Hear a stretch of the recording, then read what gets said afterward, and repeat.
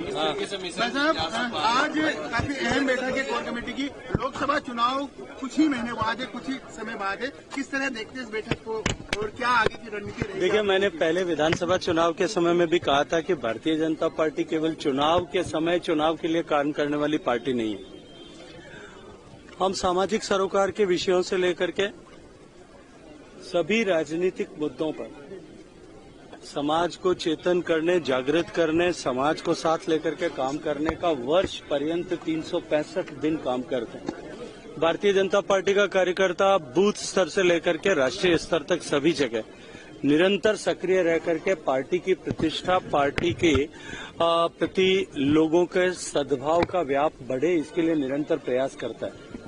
चुनाव को लेकर के कुछ रणनीतिक विषयों पर चर्चा की जा सकती है, लेकिन केवल चुनाव के निमित्त बैठक हो ऐसा आवश्यक नहीं है।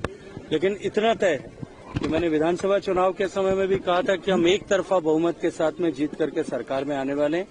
आज फिर आपको कहता हूं, पूरी जिम्मेदारी के साथ में कहता हूं, अपने डायरी में लिख लीजिए, राजस्थान में 25 कमल, 25 के 25 सीटों पर खिलने वाले। शेखावत जी, कांग्रेस लगातार जो इनकम टैक्स के ऊपर और केंद्र सरकार के ऊपर आरोप लगा रही है कि उनसे वसूली की जा रही है उनके खातों से, कांग्रेस से, जबकि वो एक राजनीतिक दल है। देखिए, एक संविधान प्रदत्त प्रक्रिया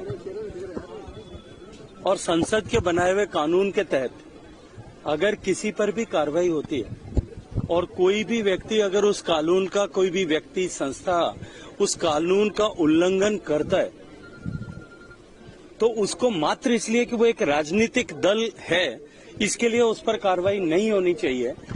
ये प्रश्न मैं आपके और आपके दर्शकों के बीच में छोड़ना चाहता हूं कि वो ये तय करें कि क्या किसी भी राजनीतिक दल को, कि मात्र वो राजनीतिक पार्टी है, उसके कारण से, उसके चलते हुए कानून से ऊपर उठ करके और काम करने का अधिकार है। लास्ट सवाल, राहुल गांधी धौलपुर आ रहे हैं, 25 तारीख को उनकी यात्रा आ रही है, किस तरह क्या कांग्रेस?